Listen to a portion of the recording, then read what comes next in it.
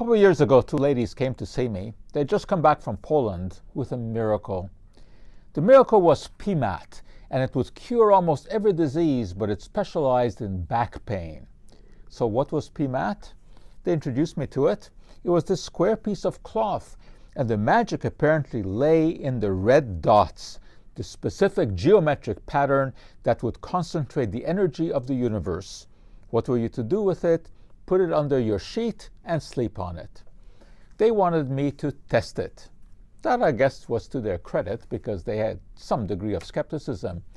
So I said, okay, because I realized that this would be educational probably for these two ladies. So I proposed a way that we would test this. I said, look, what we have to do is to make sure that this is not a placebo effect.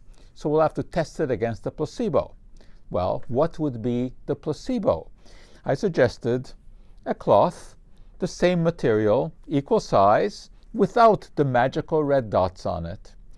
But then, of course, the subjects would know whether or not they were lying on this one or this one because it's visually apparent. So I had another idea. I said, look, let's have the cloths sewn into a bag with a code number on it so that nobody would know which is which. And they said, yeah, that sounded good.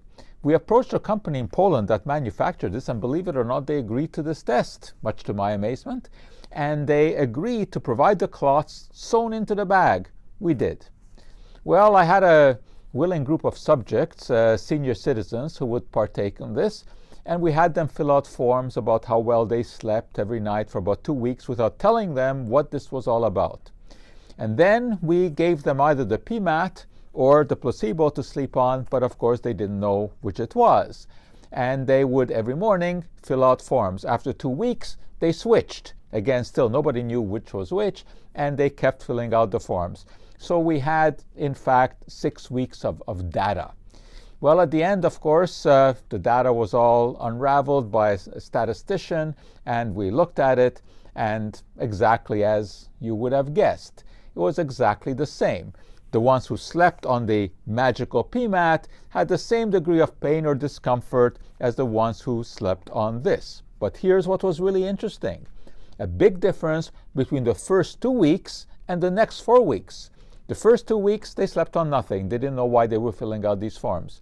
In the last 4 weeks, they knew there was some kind of intervention. And then the placebo effect kicked in. So it was an interesting demonstration, and to their credit, the two ladies decided not to market this product because they recognized that they would be marketing a placebo. But there are people out there who are selling such things, such as PIMAT or its equivalent, claiming that it has these magical effects. And people, of course, are also saying how they are benefiting, not realizing that it is the placebo effect. If someone is selling this and making claims for it that are unsubstantiated, what we are dealing with is a huge dose of quackery.